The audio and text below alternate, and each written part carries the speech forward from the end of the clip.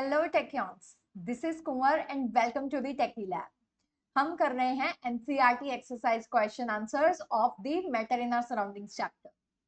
सो हमने इसके ऑलरेडी काफी सारे क्वेश्चन जो है वो डिस्कस कर लिए हैं। आज हम उसी को कंटिन्यू करेंगे। यहाँ है हमारा first question that says give two reasons to justify. अब वो बोल रहा है पानी जो है वो रूम टेम्परेचर पर लिक्विड होता है और जो आयरन एंड मीरा है वो सॉलिड होती है। क्यों? इसका रीजन बताना है। अब यहाँ पर चाहे आपको कोई भी चीज दी हो, आपको क्या करना है, आपको सिर्फ ये आइडेंटिफाई करना है कि वो कौन सी स्टेट में है, जो कि इस क्वेश्चन में ऑलरेडी दिया हुआ है। तो जब आपसे रीजन पूछे कि वो क्यों है, उसकी जो प्रॉपर्टीज हैं आप उनको स्टेट करना स्टार्ट कर दीजिए। ठीक है, कि लिक्विड की क्या क्या प्रॉपर्टीज रहती हैं, सॉलिड की क्या क्या प्रॉपर्टीज रहती हैं। अब अगर लिक्विड की बात करें तो उसकी क्या है, डेफिनेट वॉल्यूम होता है बट कोई फिक्स शेप नहीं होती। देन जो पार्टिकल्स हैं वो फ्लो कर सकते हैं, फ्रीली मूव करते हैं। ठीक है, इनमें जो फोर्स ऑफ अट्रैक्शन होती है वो मॉडरेट होती है, इसलिए वो एज अ लिक्विड एग्जिस्ट करता है। अगर हम आयरन अल्मीरा की बात करें तो वो एक सॉलिड है। क्यों? क्योंकि उसकी एक डेफिनेट शेप है एंड वॉल्यूम है। पार्टिकल्स बहुत टाइटली पैक्ड है, वो फ्रीली मूव नहीं कर सकते, रादर वो सिर्फ वाइब्रेट करते हैं। एंड इनमें क्या होती है, स्ट्रॉन्ग फोर्सेस ऑफ अट्रैक्शन होती है। तो आप देखो कि हमने क्या किया है, सिर्फ प्रॉपर्टीज डिफाइन की है। अगर वो आपको नॉर्मली कोई गैस भी दे सकते हैं, ठीक है, कोई भी आपको चीज दे देंगे एंड बोलेंगे कि ओके रूम टेम्परेचर पे वो इस स्टेट में क्यों एग्जिस्ट करती है, तो आपको क्या करना है, सिर्फ उसकी प्रॉपर्टीज पे फोकस करना है। Okay, then comes the next question. अब वो बोल रहा है why is ice at 273 kelvin more effective in cooling than water at the same temperature.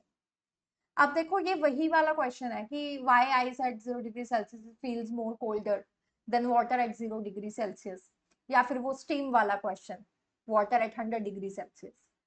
ठीक है, क्यों? क्योंकि लेटेंट हीट होती है। तो आपको वो चीज, वो वर्ड यहाँ पे मेंशन करना है कि ये ज्यादा क्यों है, क्योंकि आइस एब्जॉर्ब्स एडिशनल हीट जिसको हम बोलते हैं लेटेंट हीट ऑफ फ्यूजन। ठीक है, जो कि उसका जो स्टेट है वो कन्वर्ट करने में एनर्जी यूज होती है एंड उसमें टेम्परेचर नहीं राइज होता है। सो वो जो एक्स्ट्रा हीट एब्जॉर्प्शन है वो फास्टर कूलिंग में हेल्प करता है एज कम्पेयर टू वाटर जो कि सेम टेम्परेचर में है। क्यों? क्योंकि उसमें लेटेंट हीट का कंसेप्ट ही नहीं है। ठीक है, तो आपको जो है वो चीज यहाँ पे मेंशन करनी है, अच्छे से उसको फ्रेम करना है। यस, आई होप ये क्लियर है कि ऐसा क्यों होता है। सेम ही चीज है, मैं आपको सिर्फ एक कह लो कि एक डायग्राम होती है ना ऐसे, मैं आपके लिए सिर्फ वो ब्लॉक्स जो है वो फिल कर रही हैं, आपको बता रही हूँ, क्योंकि ये चीजें हम ऑलरेडी सब डिस्कस करके आए हैं। ठीक है, कि ये चीजें ऐसे ऐसे ऐसे हैं। सेम अभी देखो नेक्स्ट क्वेश्चन, अभी सेम यही चीज मैं तुम्हें बोल के हटी हूँ कि जो बॉइलिंग वाटर है और स्टीम है, steam is going to produce more severe burns. क्यों? क्योंकि उसमें ज्यादा एनर्जी होगी। क्यों? क्योंकि उसमें लेटेंट हीट है स्टीम में। ठीक है, उसमें क्या है, लेटेंट हीट ऑफ वेपराइजेशन है। देखो जो भी चीज है, मेन जो प्रोसेस है वो फर्स्ट लाइन में ही आ जाता है। यहाँ पे क्या है, लेटेंट हीट ऑफ वेपराइजेशन है, पीछे थी लेटेंट हीट ऑफ फ्यूजन। ठीक है, अब जब वो skin, when the steam condenses on the skin, it releases additional heat energy, जिससे ज्यादा डैमेज होता है as compared to the water at same temperature. क्यों? क्योंकि स्टीम में क्या है, लेटेंट हीट भी है। ओके, इसलिए ज्यादा डैमेज। चलिए अब देखो next. So this is the last question of the NCERT exercise, but हमारे पास दो तीन ऐसे आप कह लो कि हमारे पास थियरी क्वेश्चंस है, कंसेप्चुअल क्वेश्चंस है, and then we will end this. Okay, अब देखो हमारे पास एक एनसीईआरटी में ऐसी डायग्राम दी हुई है जहाँ पे सॉलिड, लिक्विड, गैस दिया हुआ है एंड उनके कन्वर्जन दिए हुए हैं। हमें क्या करना है, इसको फिल करना है। अब आप देखो कि ए पार्ट, सॉलिड टू लिक्विड जब हम जा रहे हैं तब क्या होता है, उसको बोलते हैं फ्यूजन। लिक्विड टू सॉलिड करते हैं, मैंने बताया था। सॉलिडिफाई कर रहे हैं तो सॉलिडिफिकेशन।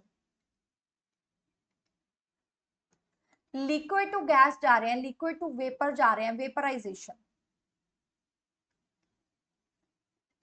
गैस टू लिक्विड जा रहे हैं, हवा में जो पानी था वो ठंडी बोतल पे क्या हो गया था, कंडेंस कर गया था, कंडेंसेशन।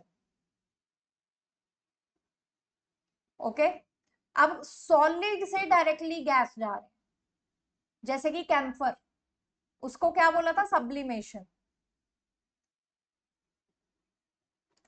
और जब वो वेपर स्टेट में आया, फनल की स्टेम पे जाके डिपॉजिट हो गया, उसको क्या बोलते थे? डिपोजिशन, मतलब गैस टू सॉलिड। देखो अगर एग्जांपल्स आप, अगर सॉलिड लिक्विड गैस, अगर उनकी एग्जांपल्स याद रखोगे, एक्टिविटीज याद रखोगे कि कब कहाँ कैसे हो रहा था, तब आपका जो नाम है वो आपको याद रहेंगे सारे कि किस प्रोसेस को क्या कहते हैं। आपको एग्जांपल्स भी याद होगी कि हाँ ये ऐसी एग्जांपल्स हैं, आपको एक्टिविटीज भी याद होगी, अच्छा ये एक्टिविटी, इसकी ये ऑब्जर्वेशन थी, ये इसका रिजल्ट आया था। ठीक है, तो ऐसे क्या होता है, मल्टीपल चीजें आप कर सकते हो। चलिए, अभी हमारे कुछ एक्स्ट्रा क्वेश्चंस जो हैं वो स्टार्ट हो गए हैं। वो बोल रहा है why does a desert cooler works better on hot dry day? क्यों? क्योंकि हॉट ड्राई डे पे क्या होता है, एक तो टेम्परेचर ज्यादा होता है, दूसरा ह्यूमिडिटी कम होती है, और ये दोनों ही क्या करती है, इवेपोरेशन को बढ़ाती है। ठीक है, इसके कारण ही हमारी इवेपोरेशन ज्यादा है, कूलिंग इफेक्ट ज्यादा है। अगर हमारे पास ह्यूमिडिटी ज्यादा होगी रेनी डे पे, रेनी सीजन में क्या होता है कि कूलर्स काम नहीं करते। यूजुअली आप देखोगे जो लोग कूलर चलाते हैं तो वो उसका पंप बंद कर देते हैं, पानी नहीं चलाते उसका, सिर्फ उसमें हवा मार रहा होता है। ठीक है, क्यों? क्योंकि हवा में ऑलरेडी बहुत सारे वेपर्स हैं, तो वो उल्टा गर्मी लगाएगा आपको, इसीलिए वो जो है ह्यूमिडिटी हम और नहीं बढ़ाना चाहते हमारे लिए। ठीक है, चिप चिप चिप चिप होता है सब कुछ। So faster evaporation absorbs more heat leading to greater cooling. Okay, चलिए नेक्स्ट। अब वो बोल रहा है कि हम पानी को मटके में रखते हैं, अभी भी आज भी रखा जाता है मटके में पानी, तो ठीक है, वो क्या करता है मटके में, क्या होता है, पोर्स होते हैं काफी सारे, तो जो पानी है ना वो रिस के बाहर आ जाता है, तो वो मटके के सरफेस पे आया। अब वहां पर क्या होगा कि वो एनर्जी जो है अपनी पूरी गेन करके वो उड़ जाएगा, और पीछे क्या छोड़ जाएगा, कूलिंग इफेक्ट, जिसकी वजह से जो मटके के अंदर पानी है दैट इज जनरली कोल्ड। ठीक है, दैट इज जनरली कोल्ड। तो आपको पहले इवेपोरेशन जो है वो मेंशन करना है, देन आपको बताना है कि क्ले का पोरस नेचर है जिससे पानी रिसता है, ठीक है, जिससे इवेपोरेशन होती है, and then it leaves the, then it just lowers the water temperature inside the matka. Okay, okay, तो अब देखो ये क्वेश्चन हमने किया हुआ है जब हमने नेल पेंट रिमूवर का किया हुआ था, सेम आपको पेट्रोल और परफ्यूम का भी पूछा जा सकता है, हमने ये किया है। ठीक है, रीजन वही है कि वो एनर्जी गेन कर लेता है पाम से, इवेपोरेट हो जाता है, जिसके वजह से वो क्या हो जाता है, पीछे जब लिक्विड टू वेपर स्टेट में गया, पीछे वो कूलिंग इफेक्ट छोड़ गया। ओके, इनमें से कोई भी आपको आ सकता है, ये तीन अलग अलग बताए हैं, लेकिन इन तीनों में से कोई भी आ सकता है, इकल्ला इकल्ला क्वेश्चन करके। ओके, अब देखो, why are we able to sip hot tea और milk faster from a saucer rather than a cup? कई बार आपने देखा होगा कि बुजुर्ग लोग जो हैं वो जैसे गरम गरम चाय नहीं पी सकते, तो वो क्या करते हैं, वो कटोरी लेते हैं, कोरली, जैसे चाय कप में या गिलास में आती है, बट साथ में वो ना कटोरी लेते हैं, कोरली। ठीक है, पंजाबी में कोरली बोलते हैं उसको। ठीक है, बाट्टा भी बोल देते हैं, बाटी लेते हैं, तो वो क्या करते हैं, वो चाय उसमें डाल देते हैं।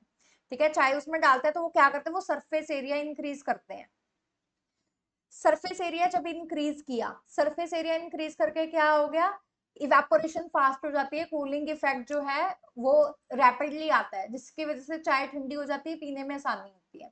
सेम वही चीज सॉसर एंड कप के साथ है, एंड सेम वे, जैसे हम छोटे होते हैं, मम्मी कई बार दूध देती है, वो बहुत गर्म हो जाता है, अब इतना गर्म दूध पिया नहीं जाता, तो क्या करते हैं, मम्मी को बोलते हैं इसको ठंडा कर दो, तो मम्मी क्या कहते हैं, बड़ा बाउल ले लेती है।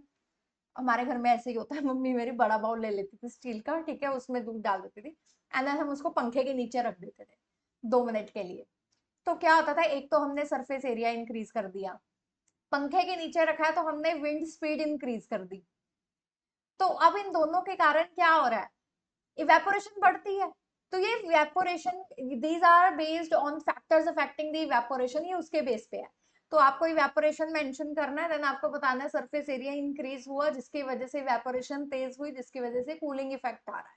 ओके, चलिए, okay, this is going to be the last question. What type of cloth should be wear in summer? बताओ किस तरह के कपड़े डालते हो तुम लोग? हम डालते हैं कॉटन क्लोथ्स, कॉटन ही डालने चाहिए। आजकल जो कपड़े आ रहे हैं, फास्ट फैशन है, उसके कारण क्या हो रहा है, आप देखो प्लास्टिक के कपड़े आ रहे हैं, सिंथेटिक कपड़े आ रहे हैं, बिलीव में मत डालो, मर जाओगे, वैसे ही टेम्परेचर इतना ग्लोबल वार्मिंग के कारण इतना हाई जा रहा है। ठीक है, इस बारी तो सर्दियां पड़ी नहीं है। ठीक है, winter was also not wintering, summers का तो पता नहीं क्या हाल होगा, बट तुम्हें कॉटन क्लोथ्स ही डालने हैं।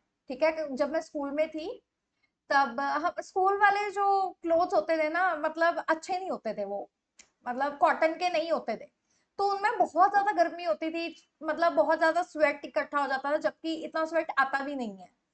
तो मुझे बहुत इरिटेशन होती थी उन कपड़ों में, तो पापा क्या करते थे मेरे, वो मेरे लिए अलग से सिलवा देते थे, जो जो चीजें हम रिप्लेस कर सकते थे पापा ने वो सारी कर दी थी।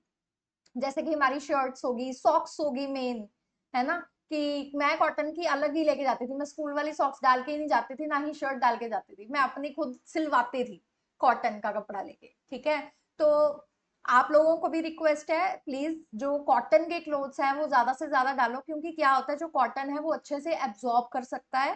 ठीक है, वो ज्यादा ब्रीदेबल फैब्रिक होता है, जिससे इवेपोरेशन बढ़ती है, जिससे क्या होता है कूलिंग इफेक्ट आता है, तो आपका बॉडी टेम्परेचर जो है वो रेगुलेटेड रहता है, आपका बॉडी टेम्परेचर हिलता नहीं है। लेकिन अगर आप सिंथेटिक क्लोथ्स डालते हो, इरिटेशन होती है, एक पॉइंट पे आके इतना पसीना हो जाता है, वो क्या होता है, वो इवेपोरेट ही नहीं होता है फिर सिंथेटिक क्लोथ्स में। तो ये चीजें क्या है, आपका बॉडी टेम्परेचर रेगुलेट नहीं करने देती। तो ये इंपॉर्टेंट है कि दैट यू चूज वाइजली। ठीक है, so thank you so much today. अगर आपको अच्छा लगा आज का lecture, then do support us by liking this video, sharing it with your friends and subscribing to the channel. I'll see you in the next class. We will study the group activity. Thank you and bye-bye.